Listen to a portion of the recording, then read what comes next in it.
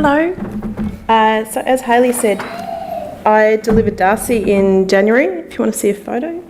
Quite happy to provide them. Any moment of the day. So we thought we'd give you a bit of an overview of Australian surrogacy. I'm conscious that the next session is Ben Sayer, who's going to talk in more detail about the legal framework, so I'm not going to cover that too much. And then Anna's going to talk to you about essentially how we operate in the surrogacy community and how you can be matching with Australian surrogates and what you're in for if you're going to be looking at doing that. Essentially, I should just check, is it? Oh, there we go. So Australian surrogacy laws are all state-based, which means all the legislation is a little bit mismatched. There's no uniformity. Some states are similar to others, like New South Wales and Queensland are fairly similar. Victoria and WA are fairly similar. If you're looking at the laws that you need to consider that apply to your scenario, you generally start with the laws for the state where the intended parents live. As Karen was talking about, we're trying to hopefully get some uniformity so that there's no need to cross borders to access treatments. I know people are doing that, which makes me really sad that that's still necessary in 2018. There are no surrogacy laws in the Northern Territory. We're working on that. Rebecca's ready to go. We're trying to get that happening. Generally, the process starts with the intended parents needing to qualify for surrogacy. Now, if you're wondering whether you qualify, a lack of a uterus would be a start. If there is a uterus between you, then you need to get clearance from a medical professional. That is actually really crucial to consider. We often have people considering surrogacy or researching surrogacy, and if there is a uterus between you, you need to backtrack a bit before you start talking to surrogates or trying to match. Essentially, you may already have medical clearance. Somebody may have said to you, you should consider surrogacy now. If they haven't said that to you, you need to go and find a medical professional to talk to, whether it's a fertility specialist, it might be an oncologist, anyone that's going to sign off and say, yes, you should pursue surrogacy. If it's something like we've been doing IVF and it didn't work, that may not be enough to qualify. And if you're pursuing surrogacy and then the medical professionals say, you're not ready to do that, we want to try with your own body, then you're actually wasting your time and also potentially surrogate's time. So that is something to take really seriously. Once you've got that clearance, the next step can be that you can create embryos. And if you're looking for a donor, it's worth joining Egg Donation Australia, looking at creating embryos and looking at the quality of embryos and any other issues before you go to the next step. Having embryos on ice is actually really important. Anna can probably talk about this in a bit more detail. Surrogates are more likely to start chatting to intended parents if they know that there are prospects of a pregnancy, and if you don't have embryos already, then that may not match with their timelines of where we're going. We had large discussions yesterday, surrogates only, talking about if there's only one embryo on ice, do you pursue it? It doesn't just take one. I'm quite passionate about this. It might take one to get a pregnancy, but if you only have one, then it means that once that's done, that process of all the counselling and the legal process and the emotional commitment that the surrogate and her partner have gone through for you is over. So consider making more embryos, looking at donor options if you need to, all of those things. Surrogate generally needs to pass a medical assessment. It can be an independent obstetrician, it might be a fertility specialist, and they usually start with a medical history of her obstetric health and her pregnancy history just to see whether she's a good candidate for surrogacy. That would be the first step for her. And then once everyone's ready to go and there's been an offer made and accepted, then you would start the counselling and legal process. Now, this is fairly standard across all the states, although it's managed differently depending on the clinics in the states. The clinics are the ones that can tell you what their process is, whether they've got in-house counsellors or whether they have a list of counsellors. And then the surrogate and her partner get legal advice. The intended parents get legal advice from a separate lawyer. If there's written agreements needed, then they're drawn up. All states need written agreements at this stage except Victoria and the ACT. If you're in those states, you may like to have a written agreement anyway. Then once you've done all of that, you submit it to the clinic. In some states, there's an external review board. In Victoria, it's the Patient Review Panel. In WA, it's the RTC. and then they give you the tick of approval. I've heard a lot of negativity about the patient review panel recently, and frankly that was my experience. I'm not overly impressed with their process. It is meant to be like a rubber stamp in that if you've done the counselling, you've done the legal advice and the psych assessments, and you've ticked all the boxes for the medical assessment, then patient review panel just wants to interview you and then tick you off. I think they sometimes go outside of their scope with the comments they make to people, but it's not something to be afraid of. What my experience of Victorian process is that it is one of the most robust, and it can give you a really good foundation for a good journey. Where you've done 2 or 3 hours of counselling, and this is in other states, Victoria, I think we did 13 hours of counselling. If you've done 2 or 3 hours of counselling and then you're pregnant within a couple of months, that may not mean a good journey. Quick is not a foundation for a good journey.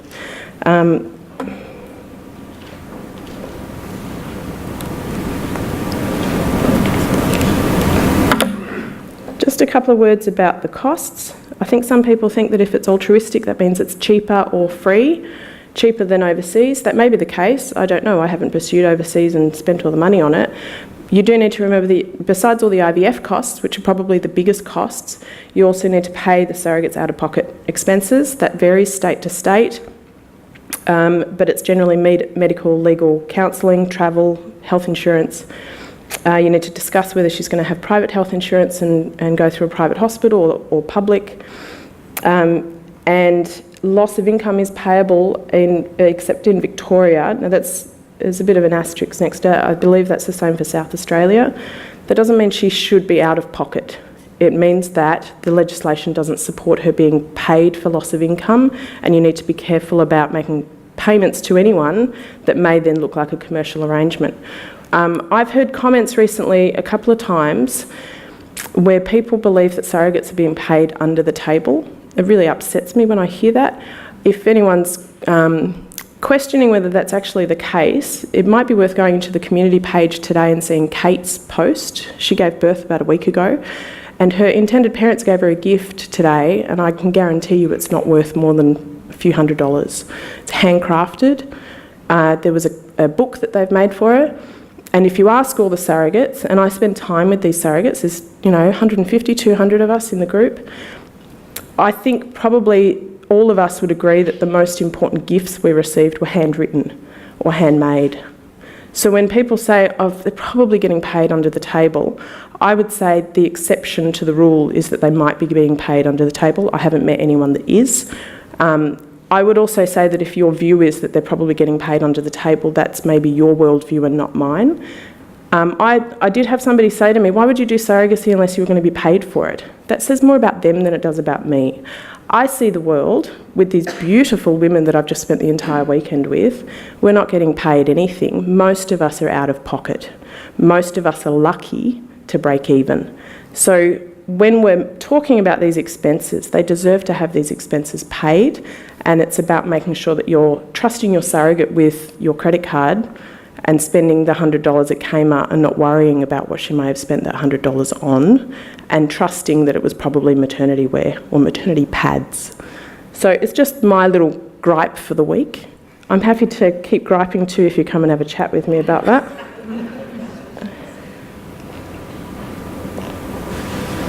Does it go backwards? Oh. So surrogacy laws, because they're state-based, can be really confusing. Like I said before, you need to go back to the intended parents' state laws as a starting point for what you should be applying. All states except New South Wales and Queensland require the treatment to take place on home soil. So if you're in WA, then it needs to take place in WA. If you're in Victoria, it needs to take place in Victoria. There are creative ways that you can, for example, create embryos in Queensland, but the embryo transfer needs to happen back in Melbourne, if that's where the intended parents live. New South Wales and Queensland is a bit more liberal about that you can cross the borders and have treatment in Queensland even though the intended parents live in Sydney. It is a prerequisite of the parentage order in those other states that if the treatment happened in Queensland and the intended parents live in Victoria, that you may have trouble getting the parentage order later. Written agreements, I said earlier, are required in all states except Victoria and ACT. You may like to consider having them anyway. If you're doing a traditional surrogacy arrangement, you might want to think about a written surrogacy agreement because it may be the only evidence you've got that the surrogate intended to get pregnant for you rather than with her partner. And then resources, we talked about Surrogacy Australia, Families Through Surrogacy, a little plug for myself. If you're interested in the podcast, you can find it on the website. It's also on Apple Podcasts. I've found that I'm really talking about the podcast this weekend and referring people to episodes. Felicity did an episode with me talking about US surrogacy and her experiences. That's a really great resource if you're considering US. If you go through all the episodes, you'll see a little spiel about each story and how then you can listen to it based on what you might be looking for. And also a little plug that this coming Tuesday is Henry and Lisa. I don't think I've shut up about this episode since I made it. They're amazing. They have so much insight into their own mental health, their own grief, their own accessing counselling and supporting their surrogate, but also supporting their own journey. So that's coming out this Tuesday.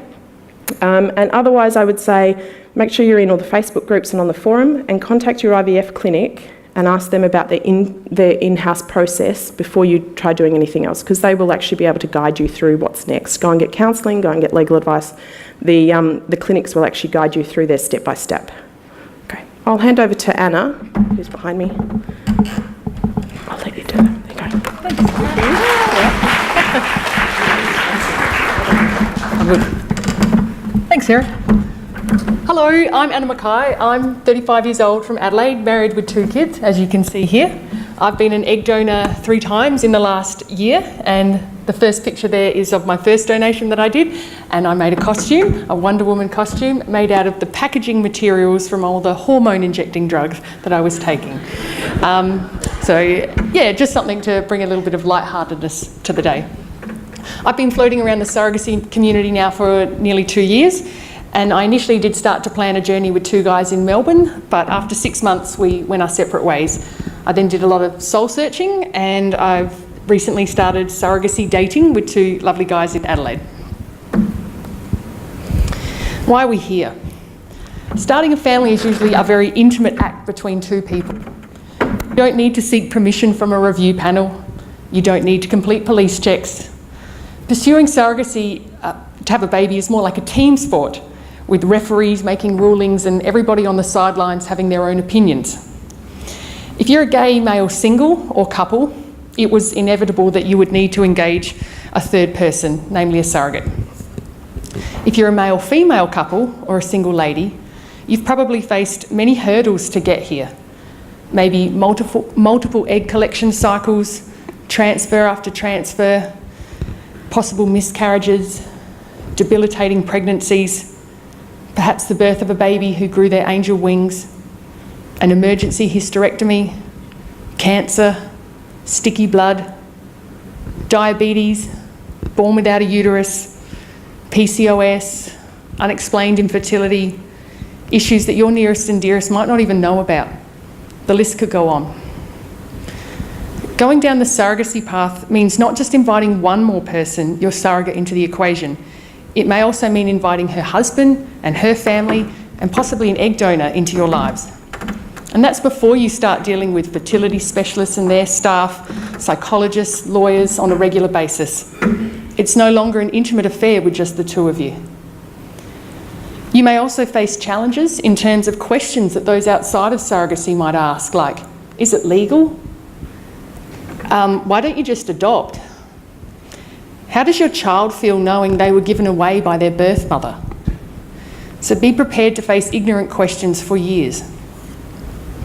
Many IPs, intended parents, have usually been on quite a roller coaster before they come to surrogacy. Some of you have faced more health challenges in creating or growing your family than many of us will face in a lifetime. On behalf of all of us in the community, the village, I'd like to acknowledge that you've not had an easy road to get here.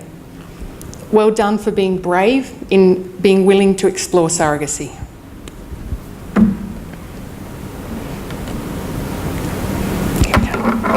Surrogacy is a different way to have a family. It's something to be embraced. This is my second egg donation team. There's mum and dad to be in the middle and the surrogate in the white with her husband on the end. And I think about the stories that kids tell of, how they came to be. If you were the 6th kid in the family, it was an afterthought, I was a mistake. No child born from surrogacy will ever tell that story. They will know that they were very wanted, that perhaps a team of people came together to bring them into life. So there's a lot of love there that goes into making one child. This weekend and this presentation might be challenging. It might give you a lot to think about and raise questions. There might be some grief for you to work through, as this is not the way you had planned to have your family. We are all here to support each other. So do you go overseas or do you stay in Australia? You'll need to do some soul searching on this, and there's no right or wrong answer. You need to work out what your priorities are, what you're driven by. Is starting or expanding your family as soon as possible your main motivator, or can you go with the flow? Would you like some sense of control over the timelines, as in how quickly you could be matched with a surrogate, complete the paperwork and have a transfer? What about the future? How much contact would you like to have with your surrogate or to maintain? And how much will be possible due to distance? How much of a presence do you want your surrogate to be in your life, in the life of your child? You and your future child need to be comfortable with your answers to these questions. If you're looking for more control over how soon you can start the ball rolling and the certainty of being matched with a surrogate, then overseas is probably for you. The costs will be higher, and maintaining contact in the future might be harder due to distance. Having said that, there are IPs in this room who have maintained wonderful relationships with their overseas surrogates, so it can be done. So 2 large factors to consider are time and money.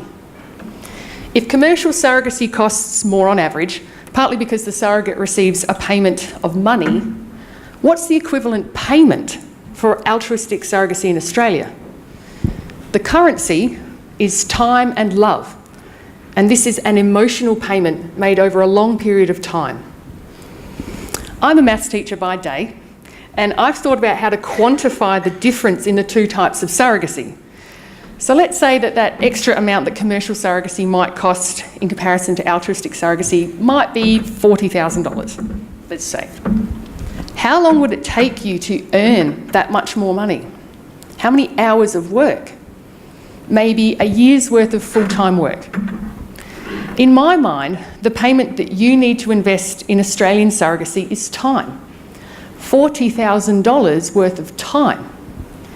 If you invest that much time into the community, to your other villagers, and then eventually to your surrogate and her family, you stand yourself the best chance of connecting with an unknown surrogate and navigating surrogacy in Australia. Knowing that each person has probably faced challenges to get to the point of needing surrogacy, do you feel that you have the capacity to support others while they are having success in Australia? While they are moving closer to parenthood before you? If you're prepared to invest time consistently into the community, regardless of how your own journey is progressing, and have a bucket load of patience, then domestic altruistic surrogacy might be right for you.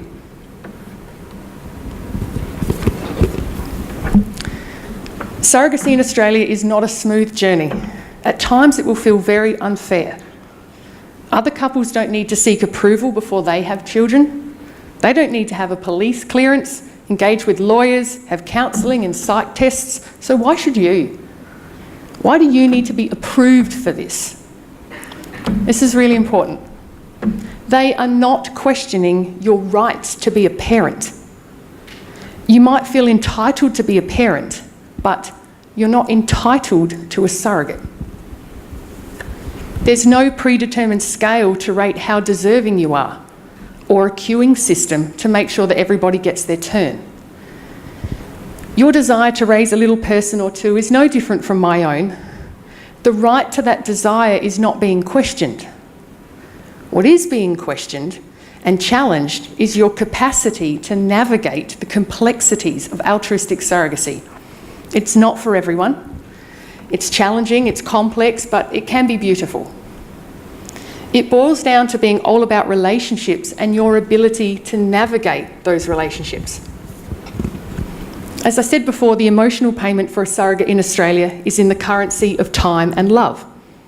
However, love in the form that your surrogate needs to receive it. There are different languages of love. When my previous IPs and I called it a day, I did a lot of soul searching, and one of the books that I read was The 5 Love Languages.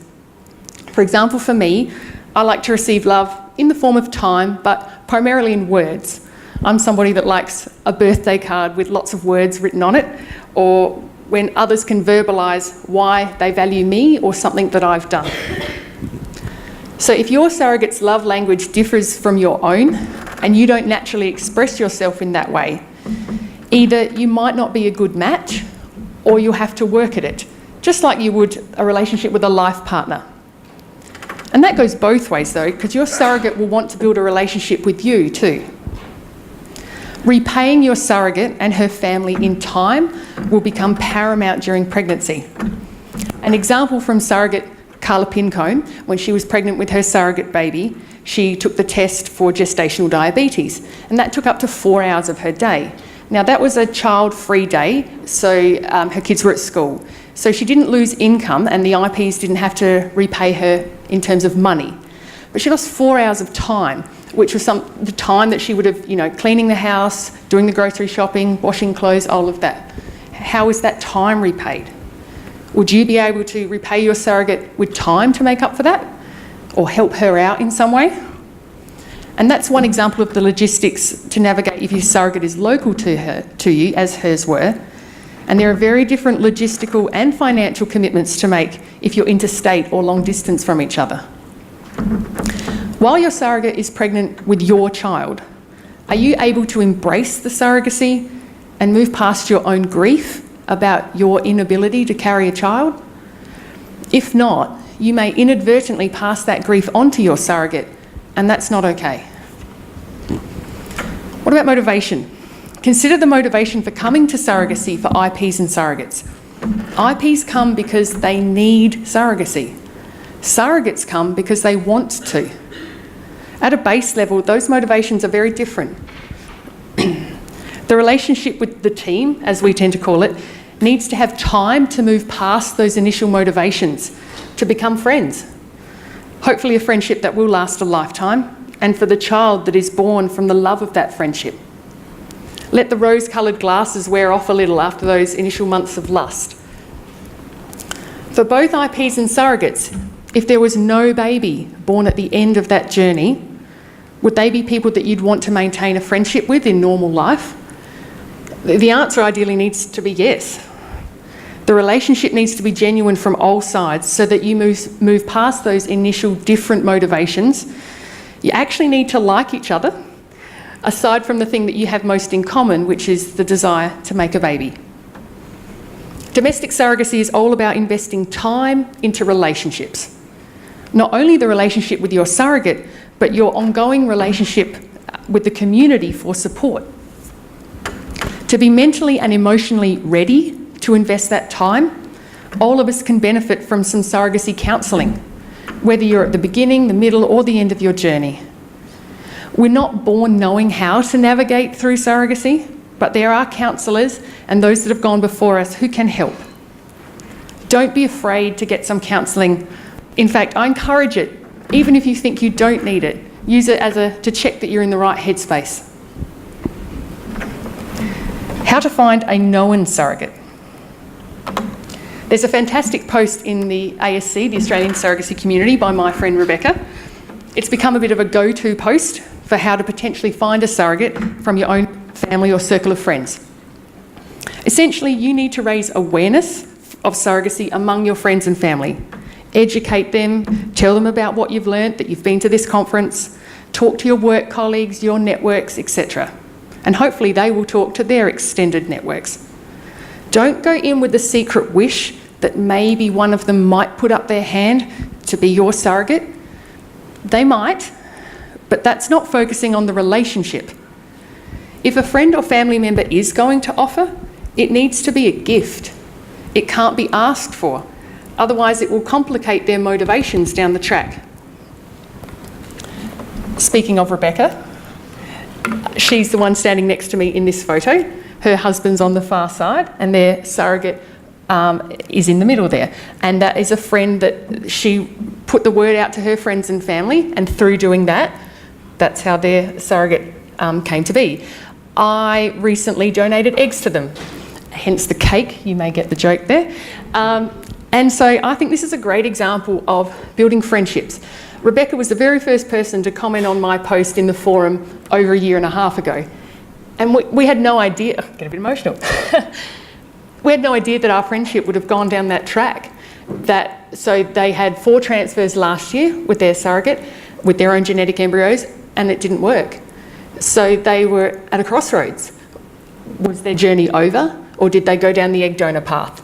And there was a few of us that she was keeping in the loop as to where she was up to, and they decided, yes, they would go down the egg donation path. And I was looking to donate again, and it just seemed like a no-brainer to me that here's this person, an amazing, wonderful woman that I've developed a friendship with, that I would offer to them.